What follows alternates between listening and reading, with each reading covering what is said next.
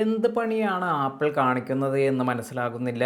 നമ്മൾ MacBook pro എല്ലാം purchase ചെയ്തവരുടെ കാര്യമാണ് പറയുന്നത്. അത് ഇന്ത്യയിൽ നിന്നും പർച്ചേസ് ചെയ്തവർക്ക് ഇത്തരത്തിൽ ഒരുപാട് പേർക്ക് ഈ ഒരു പ്രശ്നമെല്ലാം വരുന്നുണ്ട്. ഇപ്പോൾ റീസെൻ്റായി ഞാൻ പർച്ചേസ് ചെയ്തിരുന്ന ഈ ഒരു മാക്ബുക്ക് പ്രോയിലും ഈ ഒരു പ്രശ്നമെല്ലാം തന്നെ നിലവിലുണ്ടായിരുന്നു.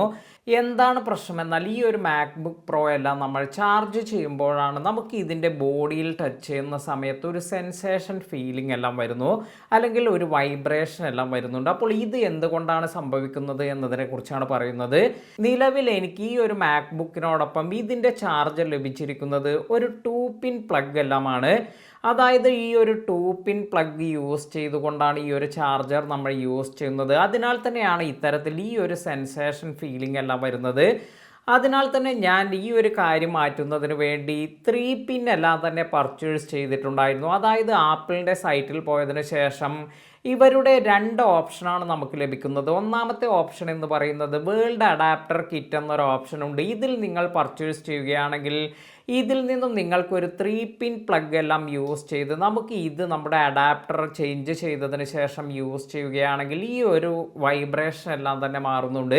ഇനി അതുമല്ലെങ്കിൽ നിങ്ങൾക്ക് ചെയ്യാൻ പറ്റുന്ന ഒരു കാര്യം എന്ന് പറയുന്നത് ഇതുപോലെ ഈ ഒരു ചാർജറിനോടൊപ്പം ഒരു എക്സ്റ്റൻഷൻ കേബിൾ എല്ലാം ഞാൻ വാങ്ങിയിട്ടുണ്ട്. ഇതും ആപ്പിളിൻ്റെ പ്രൊഡക്റ്റ് തന്നെയാണ്. ഇതിന് ഏകദേശം 1900 രൂപയാണ് വന്നിരിക്കുന്നത്.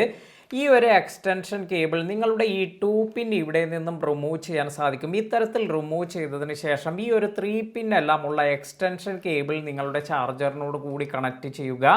അതിനുശേഷം നിങ്ങൾ മാക്ബുക്ക് എല്ലാം ചാർജ് ചെയ്യുമ്പോൾ ഈ ഒരു പ്രശ്നമെല്ലാം സോൾവ് ആകുന്നുണ്ട്. എന്നാൽ അഡീഷണലായി നമ്മൾ ഈ ഒരു ഇഷ്യൂവിന് കൂടുതൽ പണമെല്ലാം ചിലവാക്കേണ്ട അവസ്ഥയാണ് ഇന്ത്യയിൽ നിന്നും ഈ ഒരു പ്രൊഡക്റ്റ് എല്ലാം പർച്ചേസ് ചെയ്യുന്നവർക്ക്. കാരണം ഈ ഒരു 2-പിൻ എല്ലാം യൂസ് ചെയ്യുമ്പോൾ ഇതിൽ ഗ്രൗണ്ട് കണക്ഷൻ അല്ലെങ്കിൽ എർത്ത് ഒന്നും ഇല്ലാത്തത് കൊണ്ടാണ് ഈ ഒരു പ്രശ്നമെല്ലാം കാണിക്കുന്നത്.